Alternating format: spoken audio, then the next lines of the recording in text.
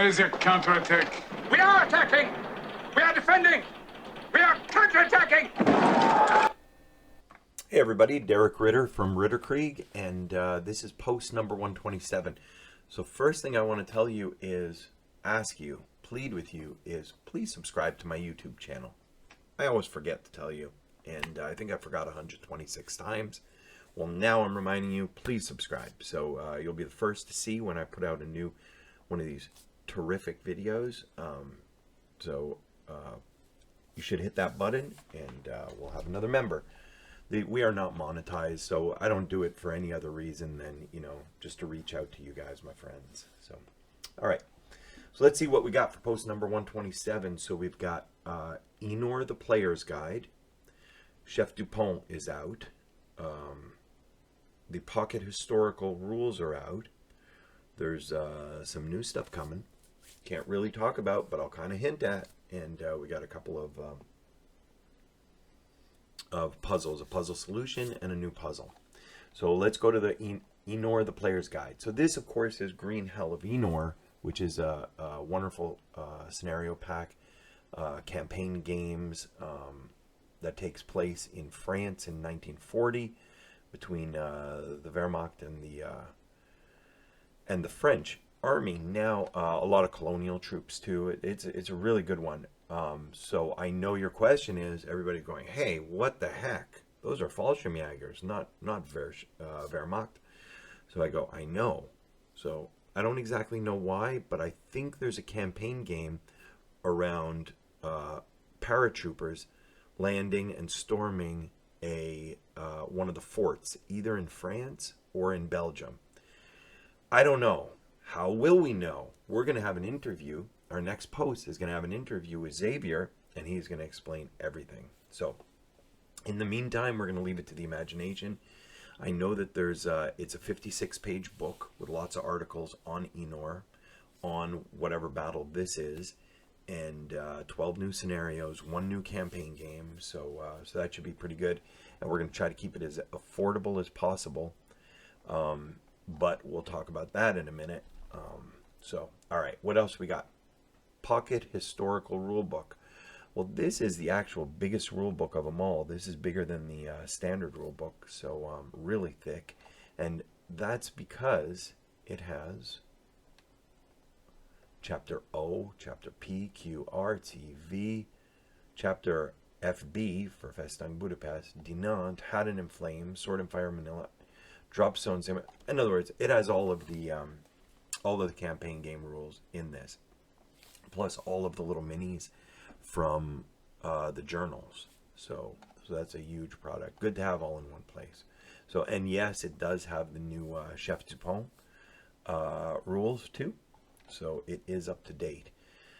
Speaking of Chef Dupont, Drop Zone came out with its second installment after St. Mary Glaze. And this is a very, very small, affordable, easy to play, 6 scenarios, 1 map, 1 historical map, and some rules. And you do not need Drop Zone St. Mary Glaze to play. It is a standalone product.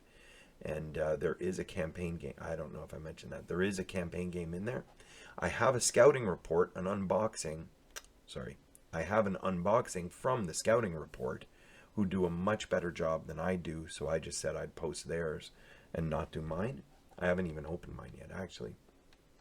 But if you want to take a look-see, it's cheap, and I've got it cheaper. I think I've got it like $33 or something, which is pretty unheard of for an MMP product these days, because the prices of everything has gone up. So there's that. And then, so let's see what it has. It has 122 by 34 map sheet, so that's good. That's a standard size historical map sheet, not like a tiny mini one you get in the journals. Has 6 scenarios, campaign game, a chapter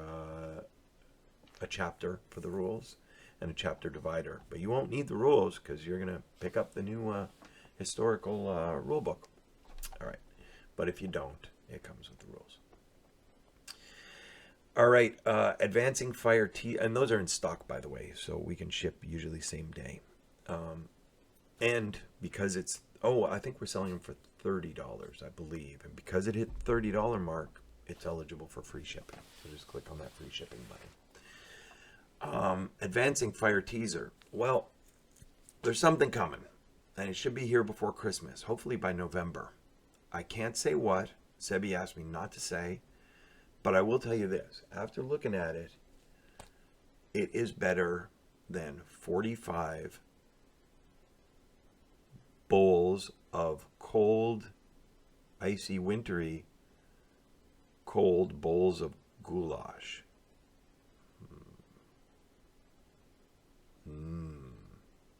Didn't mean anything by that. Anyway, sorry I can't tell you anything about it, but it's going to be good. All right. Supply chain problems. Yeah, we don't know what's going on with the supply chain, with the tariffs, with the shipping. Some of you may know that Europe shut down most shipping, most non-registered commercial shipping from Europe. So France, Italy, England, Germany, and a host of others. The post offices there will no longer accept shipments coming to the United States because they refuse to deal with the prepaid tariffs and taxes on those products. So what we're doing is we're looking for other options, including shipping to Spain first, and then shipping from Spain to here, or shipping to Canada, and then me driving to Canada to pick the product up. So at the end of the day, we don't know exactly when we're going to get stuff. We don't know how much stuff is going to cost. The tariffs from Canada, I believe, are a lot higher than the tariffs from Europe. But a federal judge just suspended the tariffs, but we don't know if they're acting on that. Everything's confusing. So it's going to be a minute before I can put up the pre-order for the player's guide. Although I might just take a chance at it and just buffer it with like 5% something, hoping that, I don't know what I'm going to do. But if you click on it and you can order, then I took a chance, and I'll eat the cost, when it does arrive. But anyway, that's what's going on with the supply chain problems. Solution: we don't know. Will we get the stuff? Yes, we're going to get everything. So, all right, we have a new puzzle, really simple one. It's just calculate the 2 hit and the 2 kill, and if you get it right, you win nothing except some self-respect and some respect from me. All right. That's an easy one, and it's using area fire. So, and then we have the solution to puzzle number 126. I know you guys have been on pins and needles about this one, checking for this post for months now, losing sleep over this one. Well, the solution is right below me. I guess I can tell you the solution. So this is the last thing I'm going to say for today. So if you haven't gone and looked at the puzzle yet, just pause the video right here so you can go look at the puzzle, figure it out, and then come back and you can see the solution. So the solution I came up with is just tell you the story. The Americans need 7 victory points within 2 hexes of G10. So unfortunately, they only have 5 victory points there. So of course the answer is, it's going into the bottom of turn 5, last player turn. It's an American turn. So the solution is break the 2 crews, route them to E10, break the half squad, voluntarily break the half squad, voluntarily break all of them, route them to E10. And the reason E10 is so important is it's out of line of sight of all the Germans, so they won't suffer defensive fire and be eliminated for failing a morale check. Get to E10 and pray that one of your crews do a self-rally on your crew because it has a higher morale. And pray you roll a 2, followed by a 1. You get that 8-1 leader. You got your 7 victory points. You won the game. So it's a 1 in, 236 chance. But it's saying I got a shot. Thanks for watching, and thanks so much. Have a great day. Have a great week.